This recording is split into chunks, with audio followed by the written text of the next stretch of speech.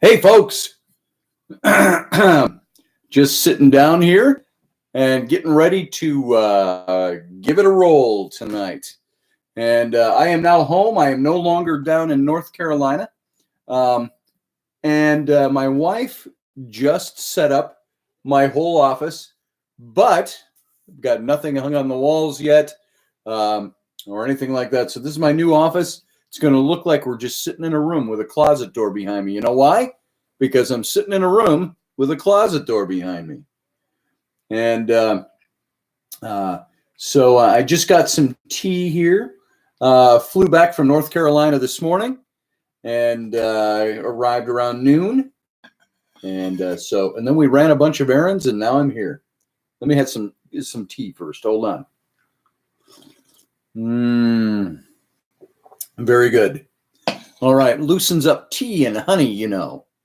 Thanks, Rocky. That's one sexy closet door.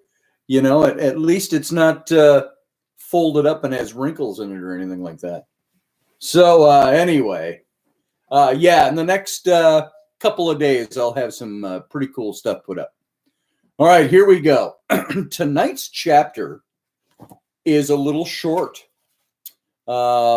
Shorter, I should say. The last we read was 2 nights ago, the Pharaoh God of Israel. That was quite a lengthy chapter. Tonight it's called the Pan-Cultural Effect. And in the book, it goes from page 75 to page 80. Then after that is chapter 5, where we get into the Watchers. And that chapter goes from 81 all the way up to, I think it's 127 or something like that. Yeah, 127, 128. So that's like a 48-page chapter. So if everybody feels like it, you can kind of state your case. If you want me to get into that chapter a little bit, it's going to take quite a while to read that particular chapter, especially with some commentary. But let's see how we do tonight on the 5 pages of the short chapter 4, which is called the Pan-Cultural Effect. Now, if you remember, the other night we left off with the Pharaoh God of Israel and got pretty technical into the history of, and you know, you have to say it's some speculative history because we don't know. It's not all written down, but you can really put the facts together and come up with a pretty good case for who Moses was. And I believe that this also establishes why he wrote what he wrote about the Ogdod and everything else like that. So far, I hope you're getting a picture of the Nephilim and the tack that I took in getting us there. And we're still nowhere near. We're about a quarter of the way through the book. So it gives you an idea of where we're headed. So without too much further ado, well, first thing I'm going to do, let's just go in and see who's been waiting. Mark, welcome. Good to see you here. Rocky, of course. Always good to have Rocky stop in. Yo, Rocky's in the room. Shut up. Hashtag shut up. Casper, good to have you here. And Rocky, did you get Randall Carlson all set up? Let's see. We got She Said It is here. Nice to see you. Hey. And we got, let's see. Holly is here. Hello, Holly. Nice to see you here. I don't know if you've been here other nights, but this is the first I recall seeing your name here in the list. So good to have you here. And let's see. And Robin, you're here. Good to see you. Donna Bell, nice to see you. And thanks, Miss the Mural. The mural is just about done. It's done. It's just not finished. There's a lot of little details left. Let's see. Jeannie Griffin, good to see you. And Liz, nice to see you as well. I'll wave back. All right. So here's what I'm going to do as people keep coming in. Let's just get rolling with this. And let's see where we end up. All right. It's now 9:05 Central Time, 10:05 Eastern, which would be 7:05 Pacific Time. And so we'll hit this chapter, and it's a light chapter compared to the, I deliberately stuck this in here with all the heaviness that we just read the last few days. So, chapter 4, the pan-cultural effect. In 1872, George Smith, pioneering English Assyriologist and noted archaeologist and researcher with the British Museum, laboriously reconstructed the puzzle piece-like fragments of Babylonian tablets dating to 1700 BCE. And he found that were found at excavations of the city of Nineveh. Now, by the way, if you don't recognize the city of Nineveh, you might from your old Sunday school days. Remember the story of Jonah and the whale, or Jonah and the great fish? God told him to go to Nineveh and preach to Nineveh. And he refused because he was a Jew. They hated the Ninevites. And so he ran, and then, of course, the whole big fish thing and all that. And then when he was done, he ends up going to Nineveh, and they all repented and turned to God. So Nineveh is the city of that story. And it's an Assyrian city. One night, Smith came across a large fragment with only one side legible. He was stunned to read the story of a man who built an ark to escape a devastating flood, who brought on board animals of all types, who sent out birds to see if the water had receded. If you're thinking that Smith found an ancient tablet recounting the flood of Noah, you'd be incorrect. Smith had stumbled across one chapter of the much longer, long-forgotten tale of the Epic of Gilgamesh. It's a mirrored account of the Noah and the Ark story found in the book of Genesis. Only the account of Gilgamesh had a completely different cast of characters and a recounting of other events not found in the Noah story. And by the way, it also took place, at least the story was written several hundred years prior to Moses writing about the Noah and the Ark story in the book of Genesis. In the Babylonian Epic of Gilgamesh, toward the end, He Who Saw the Deep, version by Sinlehi Unini, there are references to the Great Flood, Tablet 11. Many scholars believe that the flood myth of Gilgamesh was added to Tablet 11 in the standard version of the Gilgamesh epic by an editor who plagiarized the flood story from the Epic of Atrahasis.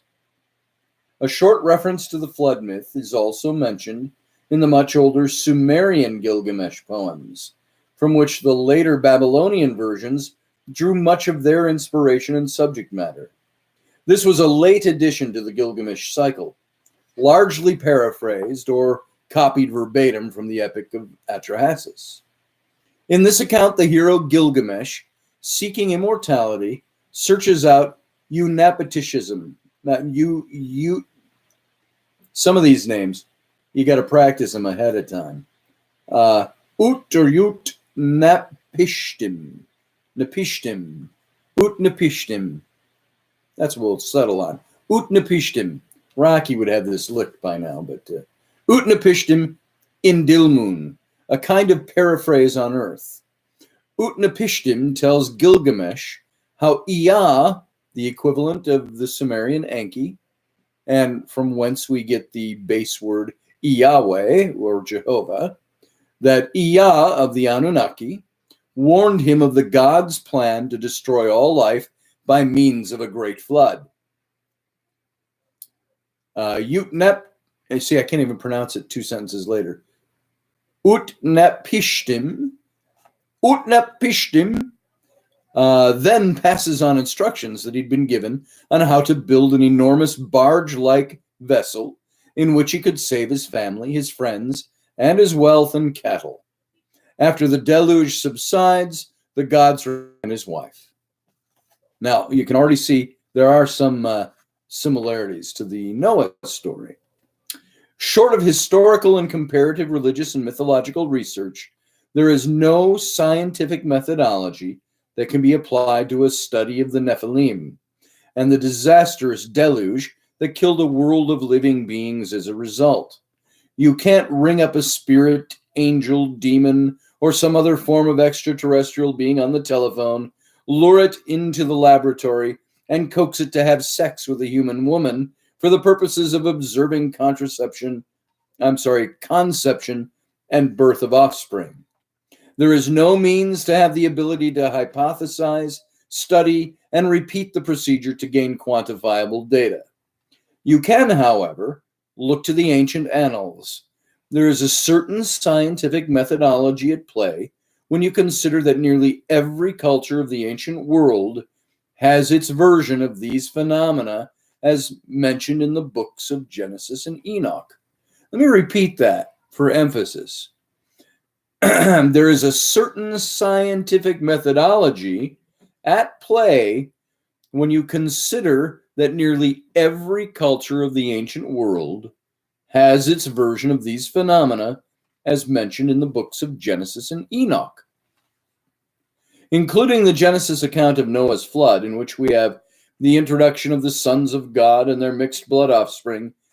Get this, folks, there are more than 600 ancient tribal legends from around the world giving account of the global deluge that consumed the antediluvial or pre-flood world.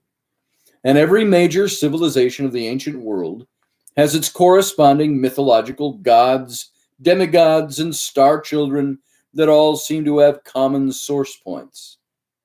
Despite mainstream anthropological explanations of these ancient accounts as referring less to a global flood than localized rivers overspilling their banks, nearly all of the ancient tribal legends comprising the 600 tales speak of a world-covering flood. Now, I will say as an aside, that could mean the world as they knew it, as they understood it, as they saw it, as they experienced it, was covered in a great deluge. It could be the Euphrates River Valley. The whole world, they didn't know what was on the other side of the world at that time, as far as we know. And most of those tribal stories mention the intercourse between spirit beings and human women as partial cause for a deity to send floodwaters to wipe them out. The various accounts of a great ancient flood come from hundreds of tribes in Europe, Asia, the Near East, Africa, Australia, the Pacific Islands, and the Americas. To enlist them all here would require a volume of its own. So suffice it to say that these various tales are found not only in what we would consider the major well-known cultures of antiquity, such as Greek, Roman, Celtic, Egyptian, and Middle Eastern, but also from such tribes as, now get this, folks, all of these tribal cultures have these stories of the Great Flood. The Maasai, the Yoruba, the Mandingo of Africa, the Vogel, the Samoyed, the Yenisei Ostyak, the Taibal, the Lepcha, the Sagae, the Ifugao, the Banar, the Kamu tribes of Asia, the Australian tribes of Maung, Gunwigu, Gumadiji, and Manger, North America's Inuit, Kwakutl, Kootenai, Cherokee, Mandan, Choctaw, Navajo, and Lakota, the Tarascan, the Yaqui, the Tlaxcalan, the Cole, the Toltec, and Maya of Central America, and the South American Akawai, the Yaruru, the Arawak, the Marato, the Toba, and the Selknam. The list is so vast that even the scant few shown here are barely the tip of the iceberg. All this illustrates is that every culture, every tribal system, every clan, region, city, state, and religion had its version of the Genesis flood, or the Gilgamesh flood, or one universal flood or the other, and the events surrounding its purpose, from the utilitarian to the obscurely mythological. Although I list here only a few of the cultural variants on the flood story, take note of how most of them reference the gods, giants, and anger of a deity against the corrupt and sinful inhabitants of the earth. All right? Now, how many of you went to Sunday school or synagogue, Judeo-Christian, and you learned about Noah and the flood? And we learned certain things and details that we took with us from those classes, such as God brought the great flood because of the wickedness of mankind. Or we also learned that Noah was chosen because he was the only righteous man along with his family, and that everyone else died. We were told all sorts of little details about the flood that just don't match up to the record when you start digging. Whenever we started teaching these tales in Sunday school, our teachers obviously had not studied these things well enough to give us a better picture of what actually existed. Pardon me as I take a sip of my tea. All right. So let's go in, and I've got just a couple of pages that show some differences from these cultures. And it's not an exhaustive list, mind you.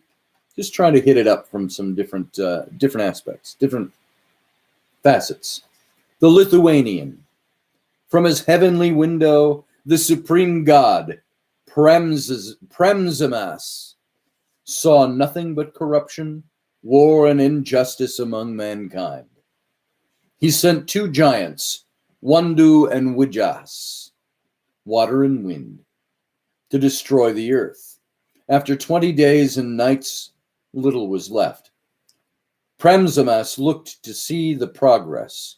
He happened to be eating nuts at the time, and he threw down the shells. One happened to land on the peak of the tallest mountain, where some people and animals had sought refuge. Everybody climbed in and survived the flood, floating in the nutshell. Premzimas's wrath abated, and he ordered the wind and water to end their devastation. The people left the nutshell and dispersed, except for one elderly couple who stayed where they had landed. To comfort them, Premzimas sent the rainbow and advised them to jump over the bones of the earth 9 times. They did so, and up sprang 9 other couples, from which 9 Lithuanian tribes descended. All right.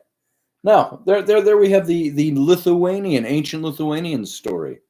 So the god Premzimas, obviously very big in stature, was eating nuts and dropped a nutshell, and people climbed into it and were saved by the great deluge. That gives you an idea how some of these stories were told. You have the Celtic version of this story. Heaven and earth were great giants. Heaven lay upon the earth, so that their children were crowded between them, and the children and their mother were unhappy in the darkness. The boldest of the sons led his brothers in cutting up heaven into many pieces. From his skull they made the firmament. His spilling blood caused a great flood that killed all humans except a single pair, who were saved in a ship made by the beneficent Titan. The waters settled in hollows to become the oceans. The son who led in the mutilation of heaven was a Titan and became their king. But the Titans and the gods hated each other, and the king Titan was driven from his throne by his son, who was born a god. That Titan at last went to the land of the departed. The Titan who built the ship, whom some consider to be the same as King Titan, went there also. That's your Celts. That's your kilt-wearing, torque-bearing, mustachioed Celts. And I'll get to your comments when we're done here. I think I've only got, about 2 pages left. Here's the Roman version of the flood. Jupiter, angered at the evil ways of humanity, resolved to destroy it. He was about to set the earth to burning, but considered the possibility that the flame might set heaven itself afire. Oops! Could you imagine? I'm a god, I'm going to burn down the earth, And oh my God, oh myself, I have also set heaven on fire. So he was afraid he would set heaven itself on fire. So he decided to flood the earth instead. Phew, because obviously heaven is higher than the earth. So the waters wouldn't reach up. With Neptune's help, he caused storm and earthquake to flood everything but the summit of Parnassus, where Deucalion, I can't pronounce these names, Deucalion, and his wife Pyrrha came by boat and found refuge. Recognizing their piety, Jupiter let them live and withdrew the flood.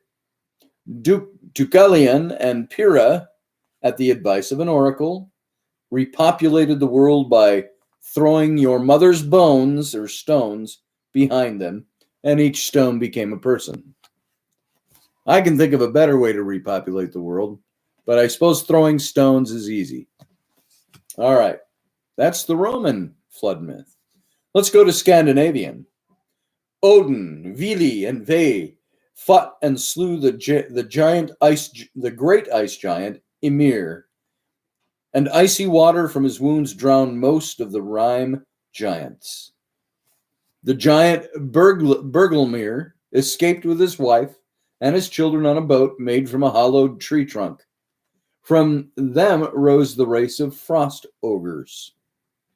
Ymir's body became the world on which we live, and his blood became the oceans. Scandinavian version. Chaldean.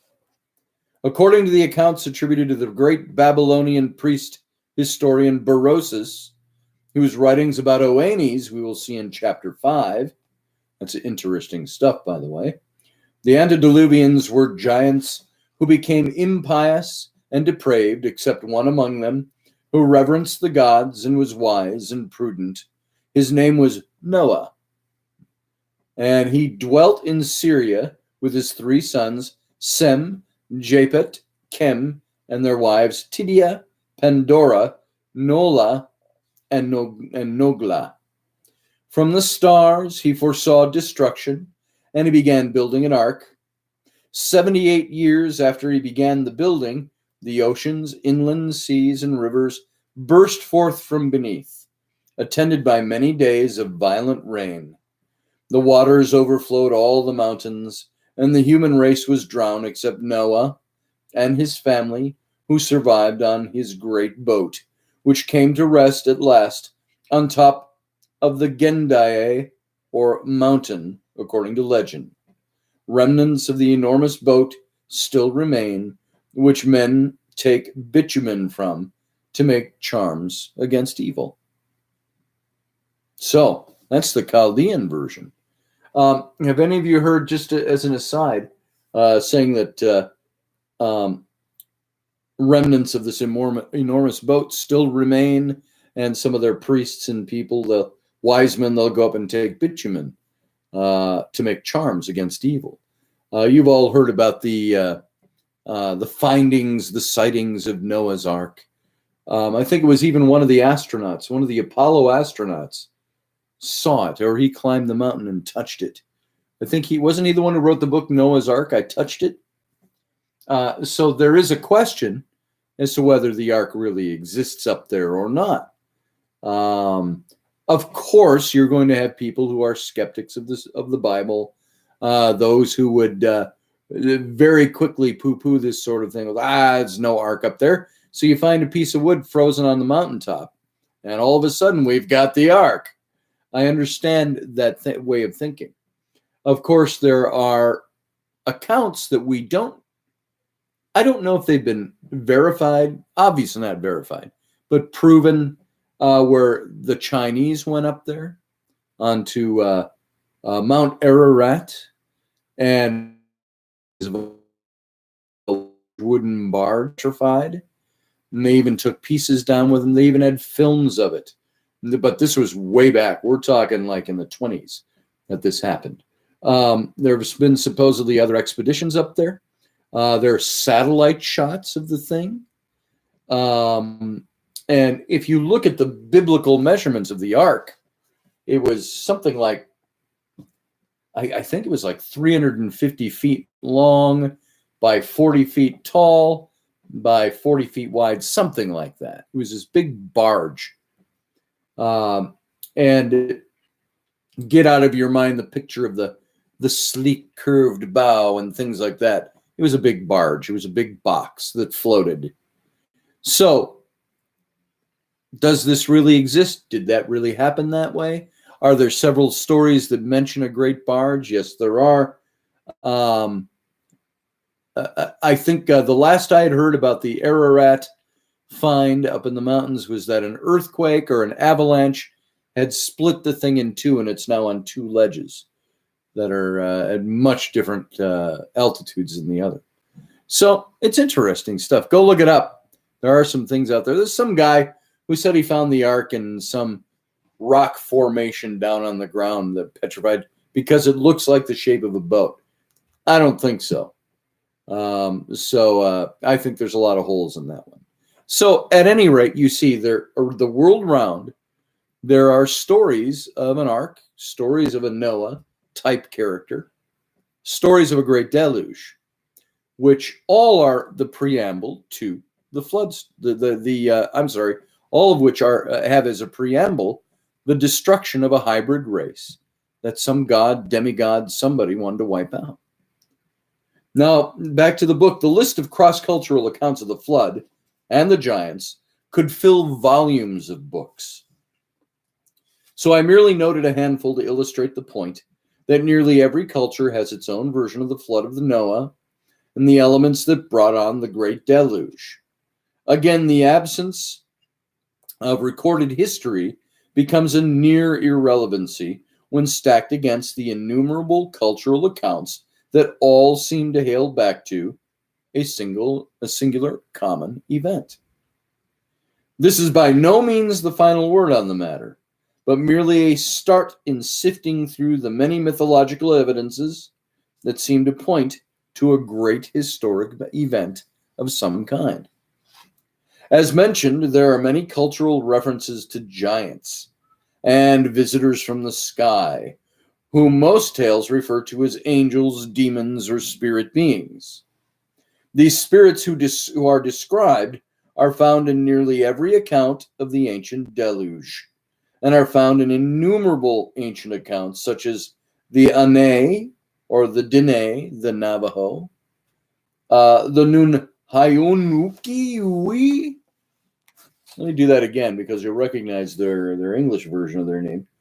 The Nunhayunui, or the Cherokee, the Kaur, or the Welsh, the Dev, the Turkish, the Velikan, the Russian, the Yak, the Thai, the Rephaim, Hebrew, the Famangamadan, the Spanish, Famagamadan is Spanish, the Ranach, which is Welsh, the Fumorians, which is Celtic, the Dasamaha Yadoeo, which is Sri Lanka, the Puntan, say that slowly, the Puntan, or the Micronesia, the Azrael, or the Armenian, the Gigantes, which is Greek, and many, many others.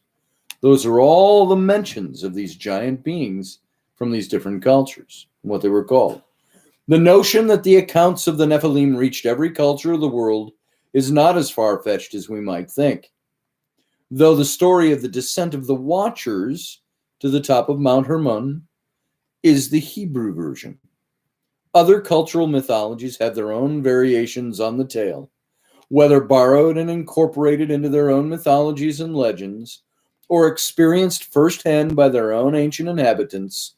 It is clear that the Nephilim, in one form or another, affected the populations of nearly all ancient cultures, exponentially spreading around the globe. But where did the Nephilim come from in the first place? And that is the end of chapter 4, which leads us into chapter 5, the Watchers. We hear so much about the Watchers. Who were they? Why were they here? Why did they come down? Why did they impregnate women? What in the world are they all about? And this is quite a lengthy chapter. Again, it's about 40 pages to 45 pages long. So let me look back. And, if you want me to start this chapter tonight, I can. Otherwise, we'll start it either tomorrow night or the next night. And we'll have to divide it at least into 2 nights. Because I will bet you anything it's going to take about 3 hours to read this entire chapter, which goes from page 81 to page 128. You saw 20 pages the other night. Took us a good 2 hours. And this is 28 and 20. This is 48 pages. So, go till time for Rocky, says Casper, which is Rocky comes on in an hour and a half. So I could go on for a little bit. If you'd like to have me read some more tonight, just say so in the chat room and we'll move on. And in the meantime, let me just look at some of your comments. And we'll take it from there. I'm going to put on my cheaters because they help me see the messages. Okay. There's the meatball. There's Casper. There's people coming in, greeting. Let me just start to scroll down and see. That's one sexy closet door, says Rocky. Miss the Mural. Shut up, says Rocky. Takes 1.45 hours in the audiobooks, chapter 5. There you go. She said it.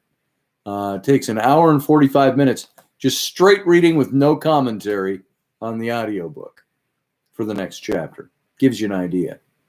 Let's see. Taking a look at everybody. Nice blank wall behind you for painting. Ain't that the truth? And it's white.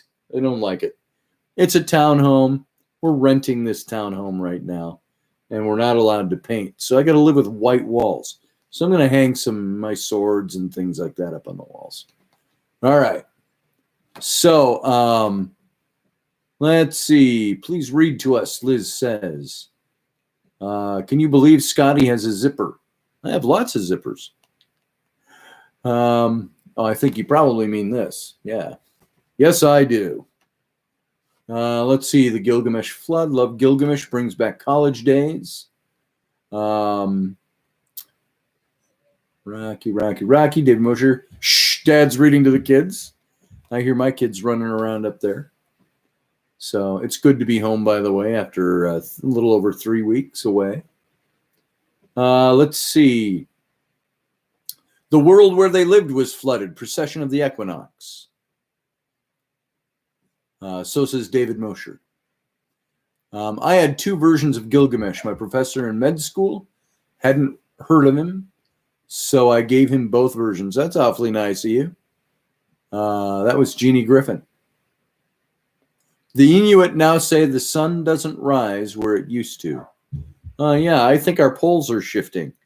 Totally different topic, but I think there are some airports in North America that have reported that they are almost 17 degrees off true north from where they used to be.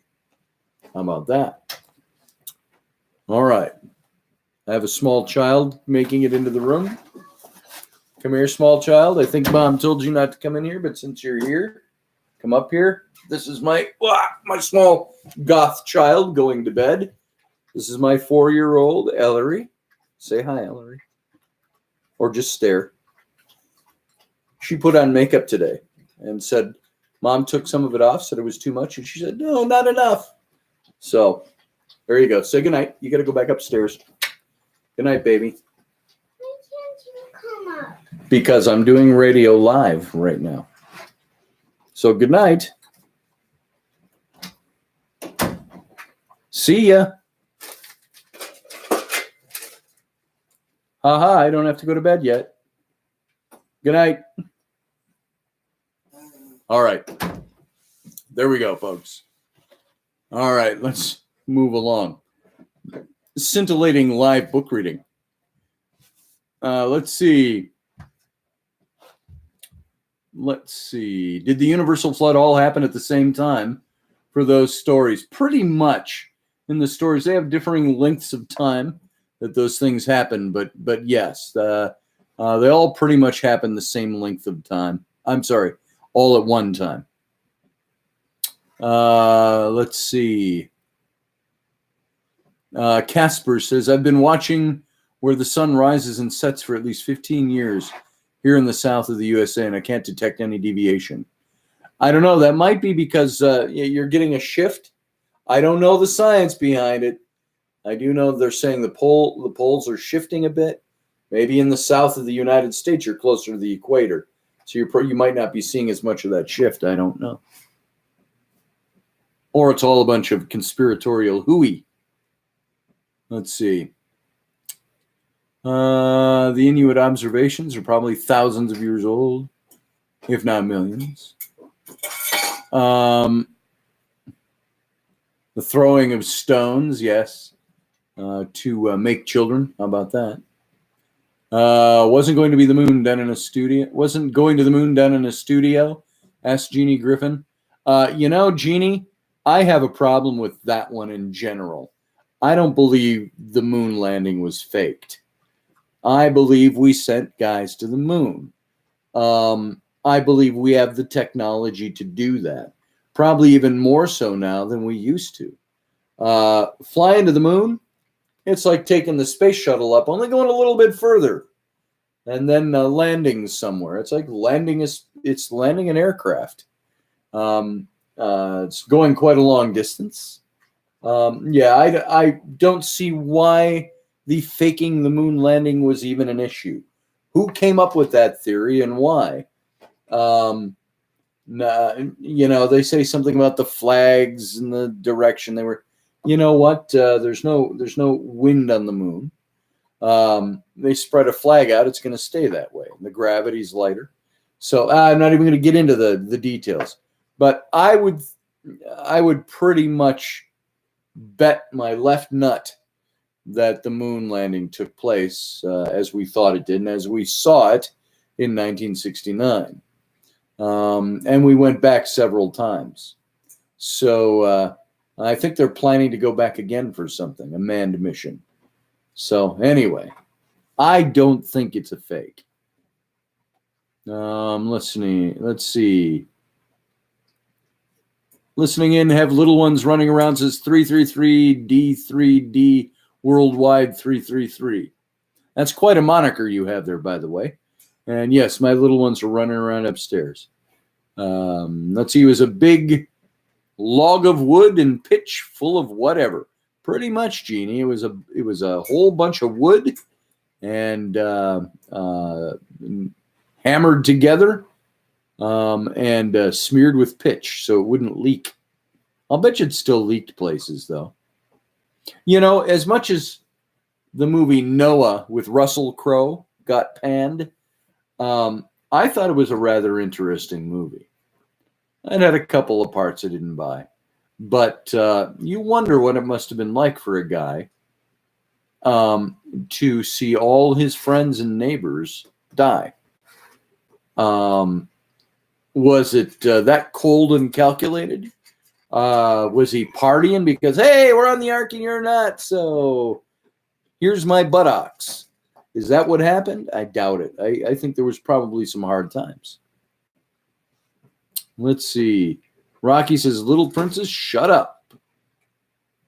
Let's see. Pole shifting. You have to adjust it, Mark says, every now and then. Heard about the ark looking like a barge and split in half, too. Cute little girl. That's about my girl. Okay, I've caught up with the current times here, it looks like. And now the dog is down here making noise. All right, so there you go. They lost all the film of the moon landing. I'm sure they did. They lost all the fake film. How convenient. Yeah, I thought it was a good movie. And now it's telling me my connection is unstable. So I'm not sure if I'm here. I just had an unstable alert. All right. So there you go, folks. That's tonight's reading. I don't think I'll read any more of this tonight. We'll hit tomorrow night, and we'll maybe hit half the chapter, chapter 5, and then we'll move on from there. I'll give you a hint, though. Here is the beginning of chapter 5. And at the beginning, it's called Alien. That's chapter 6. You get back to chapter 5's beginning. We cover a lot of ground in chapter 5. It's called The Watchers. And it starts with a quote by Mary Shelley's Frankenstein, where he says, "I ought to be thy Adam, but I am rather the fallen angel." That's what Frankenstein's monster said. And then the desire of excessive power caused the angels to fall. The desire of knowledge caused men to fall. So said Francis Bacon. And I'll give you just a little hint. The first page of this chapter, Enoch, a book found among the Dead Sea Scrolls, called them the Watchers. These non-earthly beings who seem to hold some sort of superior capacity over the inhabitants of the earth. The writer of First Enoch even subtitles a section of the Book of the Watchers. 1 Enoch 6 through 36. In the Aramaic, the Watchers are the Irin, which is translated as angel. Greek, angelos. Coptic, malach. In the Greek and Ethiopian translations, although the commonly used Aramaic term for angel, malacha, never appears in the Book of Enoch, which is written in Aramaic. Irin is a word also found in the Old Testament's historical prophetic book of Daniel, where 3 times throughout the book, the author links them directly to God's holy angels. It is in the book of Daniel that the great Babylonian king Nebuchadnezzar falls into a period of madness upon seeing a watcher, a holy one, the singular, come down from heaven and appear to him in a dream and prophesy. The singular form of the word in this context suggests that a watcher and a holy one are 2 different titles for the same entity or caste of entities. Boy, I just want to go on. But it's too long to get into this tonight. So there you go, folks. We're going to cut it off right there. If any of you have any questions, throw them in the chat room right now, and I'll try to take them before we are done for the night. Just consider it a light-nighted class, and you get off a little early tonight. And tomorrow night, we're going to hit it hard and heavy again. So, unless anybody has anything else going on that you want to talk about, we'll call it. Enjoy my time with my family. Thank you very much. No homework, Mark. The homework will be here tomorrow night. What's Rocky's channel? It's just look up Rocky Stucci and you can't miss him. ROCCI STUCCI. Rocky is all on his own tonight. I am not going to join him. It's been a rough couple of days. Not rough, long couple of days. So, let's see. And I got the dog is sitting down here whining. These are the trials and tribulations of coming back home and having the whole family around my feet. So the dog recently had surgery, so she's wearing a big cone right now, and she can't do things like lick herself or, other things. So she's all angsty right now. So anyway, there you go. Family's important after being away. You're right. She said it. So I'm going to go upstairs. I think they're all already in bed. It's 9:45 here. And but maybe spend a little time with the wife. And you guys go have a good night. And we will talk again tomorrow night. Thanks for being here. Thanks for listening. I appreciate it. And by the way, before I go, if you have not subscribed to this channel, please subscribe. Subscribe, hit the little bell so you can, the bell is going to be over there, I think. And please hit the little bell so you can get updates when they come and notifications. And subscribe and like. Also, go down below and like these. If you've liked the readings, please go in and like them. because the more likes I get, the better it is for my standing with YouTube. And it helps me, hopefully, to create more content that's good for you. So go like us, subscribe, hit the little bell for reminders, and that's it for tonight. And and by the way, go visit my Etsy site. As you saw on my Facebook page, there's our Son of a Patriot shirt right there with some of my artwork on it. And there's other shirts over there, and you can go find them. For Rocky Stucci's Situation Room, you got the Meatball Army shirts and coffee mugs are over there. So go to my Etsy page. It's not listed here on the YouTube. I don't think it's listed anywhere yet because it's technically so new. But you can go to Etsy, etsy.com/shop/Son of a Patriot. Son of a Patriot. So look up Son of a Patriot at Etsy, and you'll find my stuff. It's just T-shirts and stuff. So thanks for being here again. We'll talk to you soon. Go check out my website, my full name, scottallenroberts.com. And you can find my, or just look up Scotty Roberts on Google, and it'll get you there eventually. So thanks for being here. Thanks for listening. I hope you're enjoying it, and we'll see you again next time. Good night.